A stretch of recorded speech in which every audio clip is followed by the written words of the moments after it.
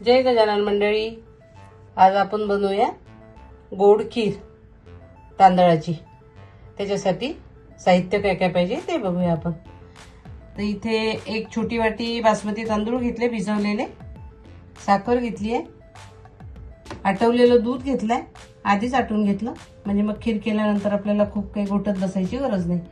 आणि जे अवेलेबल असतील ते ड्रायफ्रूट घरामध्ये ऑप्शनल आहे, जे असतील ते साजूक तूप आणि वेलदोड्याची व जायफळची पावडर केलेली आहे। इतकं साहित्य आपल्याला आता या खिरीसाठी लागणार आहे।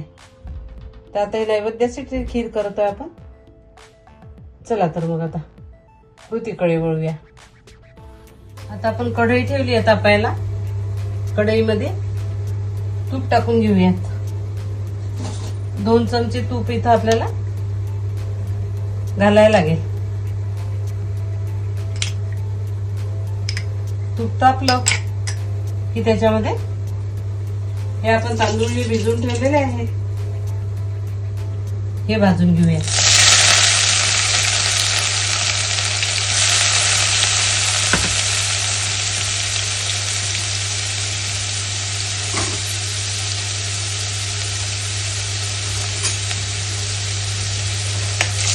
हे असे आता परतून घेऊया गुलाबीसर होईपर्यंत।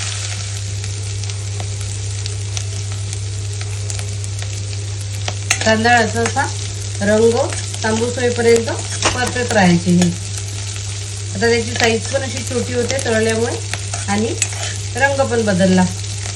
खरपूस भाजून घेतले की खिरीला असा एक छान सुगंध पण येतो आणि चव पण येते। एकदा तुम्ही अशी खीर करून बघितली की सारखी सारखी करणार, अतिशय खायला चांगली लागते आणि पौष्टिक पण। आता याचा रंग बदलला थोडा, बघू शकता तुम्ही तांदळाचा, आणि छान खरपूस भाजून झाले। आता याच्यामध्ये घालूयात आपण आधीच आटून घेतलेलं दूध आहे। आता हे आपण आधीच आटून घेतलं।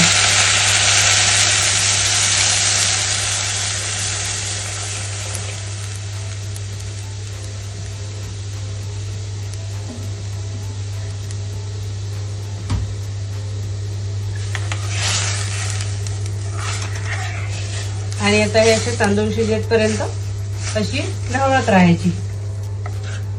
तर तुपामध्ये ते तांदूळ भाजलेले आहेत त्यामुळे शिजायला काही खूप वेळ लागत नाही, पटकन शिजतं। आटवलेलं दूध टाकलं त्यामुळे आता खूप आटवायची गरज नाही। तांदूळ मऊ शिजेपर्यंत शिजवायची। तुम्ही याच्यात केशर वगैरे टाकू शकता, पण आता मला नैवेद्यासाठी पांढरी करायची होती म्हणून मी याच्यात काही रंग वगैरे टाकला नाही। नाहीतर तुम्ही केशर टाकू शकता। अशी आपली खीर आता 1-2 उकळ्या काढायच्या, याला दणकून छान तांदूळ शिजेपर्यंत मग। आणि तांदूळ शिजले की मग याच्यात आपण साखर घालूयात।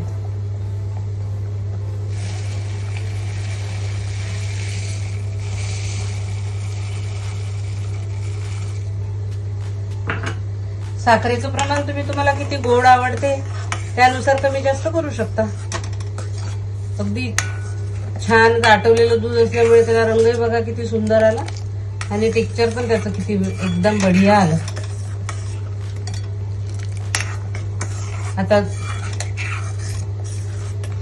तांदूळ शिजेपर्यंत उकडून घेऊया। आता साखर टाकली,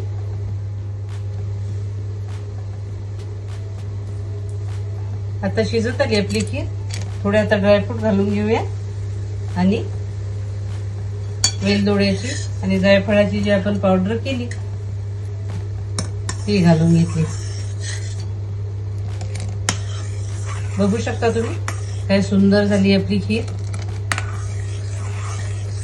पटकन काहीतरी गोड करायचं आहे आणि काही सुचत नाहीये तर हे खीर एकदम तुम्हाला चांगला ऑप्शन आहे। घरच्या साहित्यात तांदूळ आणि दूध आणि साखर तर आपल्या घरात असतेच, त्यामुळे याच्यासाठी काही वेगळं तुम्हाला आवडत असेल त्यात मिल्क पावडर टाकू शकता तुम्ही, किंवा अजून काही ऍड करू शकता। घरच्या साहित्यापासून होते आणि एकदम उत्तम लागते खायला। नक्की करून बघा तांदळाची खीर। आणि या पद्धतीने आपली खीर बघू शकता तुम्ही किती घट्ट झाली। आपण त्याला खूप उकडलेलं नाही, पण दूध आधी साठून घेतलेलं होतं, त्यामुळे त्याला घट्टसरपणा आलाय. किती सुंदर दिसते. रेडीमेडचे डेझर्ट खाल्ल्यापेक्षा ही पौष्टिक खीर कधी पण चांगली. सुटलं ना तोंडाला पाणी खीर बघू. बघा तुम्ही काय छान झाली आहे खीर. आणि त्याच्यासोबत पुरी. खीर पुरीचा असा हा बेत तुम्हाला कसा वाटला ते मला कमेंट करून नक्की कळवा. चॅनलला सबस्क्राईब करा आणि छान छान कमेंट करा.